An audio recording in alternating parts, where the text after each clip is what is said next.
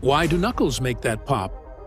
When you crack your knuckles, you might think it's your bones making the noise, but that's not true.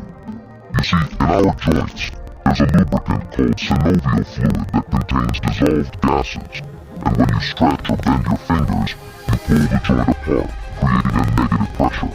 This pressure rapidly forms tiny gas bubbles, which eventually burst, causing the popping sound. Once you crack a joint, it takes about 20 minutes for the bubbles to build up again, which is why you can't crack the same knuckle right away.